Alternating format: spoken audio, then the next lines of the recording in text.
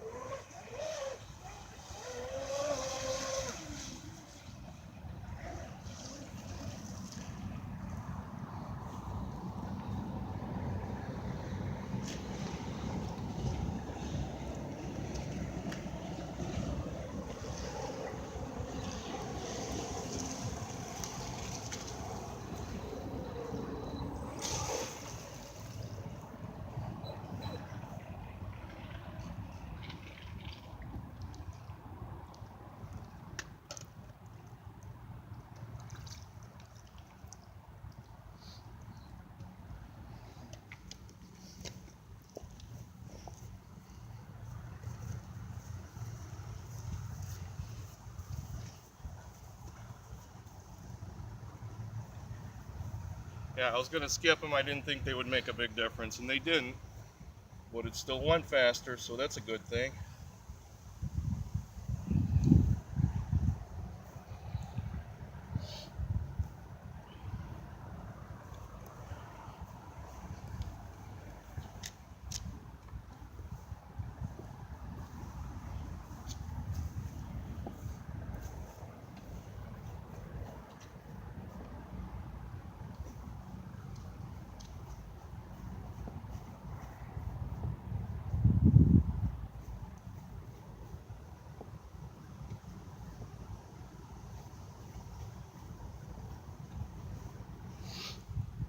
$66 miles an hour.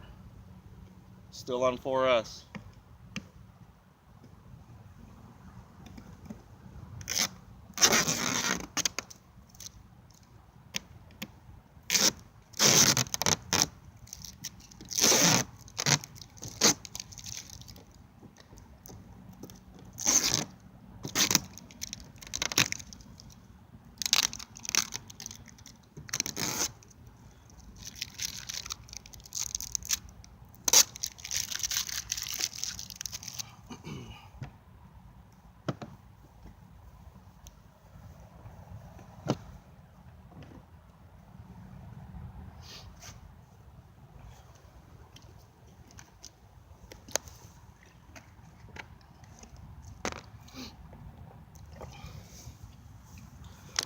Yeah, so my last video got cut off. Sorry about that.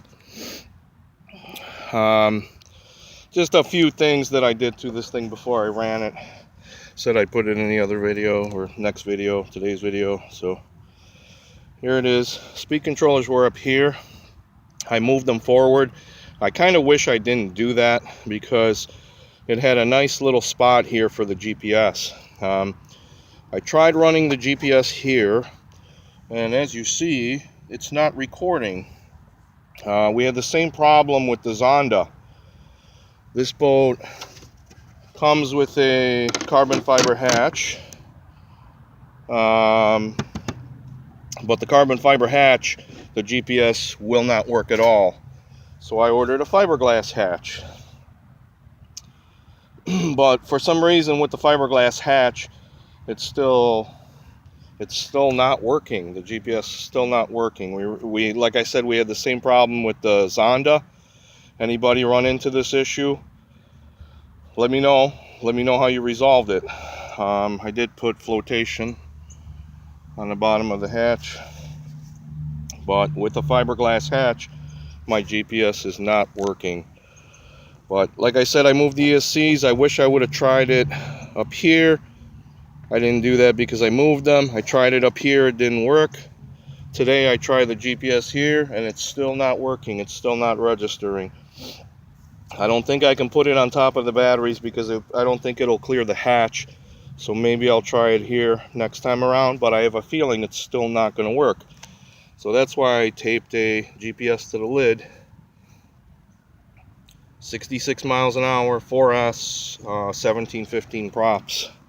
So pretty decent. But the reason I moved the ESCs, I'm so used to the Zelos. The batteries on the Zelos are way up here. Batteries on this thing are way back here. This boat seemed like it had a lot of weight towards the back of the boat. So I moved them forward to give me a little bit more room so I could slide the batteries forward a little bit if need be. Another thing that I did, the wires from the receiver to the speed controllers were zip tied on top of the deck here, and I ran them all underneath. All the cooling lines already go underneath, and I hid the wires all underneath, so they're hidden under here. It looks a little bit nicer and also gives me a little more room for the batteries. The Y harness that came with this boat, anybody running a twin, if you're building a twin, you should take the red wire on one of the Y harness ends that goes to the ESC, and you should cut that red wire. If you don't, what ends up happening is the BEC in this ESC and in this one, they both end up sending power into the receiver, and I think they can backfeed into each other. It's not necessary to have two BECs powering the receiver if you have a twin application. So I cut that red wire, and now only this speed controller, this one, powers the receiver, it powers the servo, and arms the other ESC. It's just not necessary to have both BECs feeding into it. It didn't come this way, but like I said, I cut it. I think it's a little bit better this way. That's exactly how the Zelos was set up. Another thing that I did is very minor, but I changed the plastic screw, the shear screw on a rudder, to a brass shear screw that I got from FiGHTER Racing a while back. I wish those guys were still around. But 66 miles an hour, that's pretty decent for 4S. I got a few more props to try, so I will do that. I may run the Zelos. I got the Zelos charged up. I may run that later. I brought it out here for a comparison. These two boats are very similar. Back's a little nicer on the Zelos. This is a little flatter. Just my opinion, but I think when ProBoat designed the Zelos, this boat had a lot to do with it. This boat was out first. I mean, just look at the hump on the back of the hull here, and then look at this. It's pretty much identical. The shape is very similar here. I really like the angle on the Zelos here. This gives it a pretty cool touch right there, whereas this boat doesn't have that. But they are very similar. The Zelos is 2 inches longer, so this boat is 34 inches long. It's 2 inches shorter than the Zelos, but this thing is about an inch and a half wider. So my buddy said the other day that the boat is short and fat. Well, I'm short and fat, so I guess we'll get along pretty good. But he's right. It's a little shorter than the Zelos, and it's quite a bit wider. It was really meant to run ovals. I came to a different pond today, trying to I don't have a good oval lake that I could run at. This lake is, or this pond is triangular. It's about the best one for any sort of oval anything. But I'm not used to the steering on this boat. There's a lot of things. Although these boats are very similar, they are completely different from each other. There's a lot of things that I like better about the Zelos. For instance, the steering, this cable steering. This boat seems to track straighter, whereas this boat seems to, at least right now, seems to pull a little to the right, pull a little to the left. It's got a little bit of slop in the linkage, and it's got a really cheap servo, which has even more slop, so I will be upgrading the servo. But as of right now, I like the steering on the Zelos better versus this thing. One thing I like a lot more on this than the Zelos is the drives. The drives on the Zelos are stubby little short drives, whereas look at the length of these drives. It allows you to have less angle per se, and more or less achieve the same thing. So I like these longer drives better than the short drives on the Zelos. Another thing, the Zelos is a flat bottom hull, so it has a tendency, when you turn, it has a tendency to slide around turns, whereas this boat has an angled bottom of the hull is angled, so this thing doesn't really slide around. It runs like it's on rails. I mean, it doesn't do anything except turn like it's literally on rails.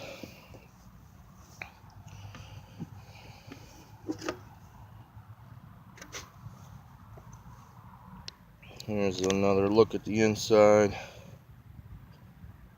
It's got a nice carbon fiber tray.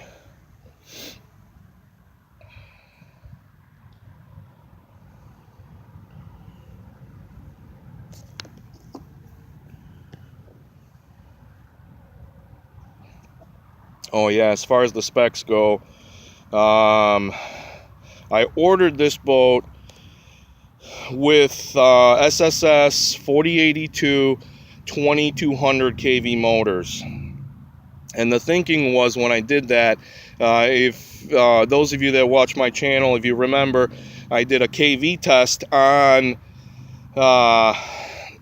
some of the other SSS motors, and they were a lot lower than what they were rated. So when I picked out these 2200 motors, I figured they'd be closer to 2000, and well, let's just say that didn't work out.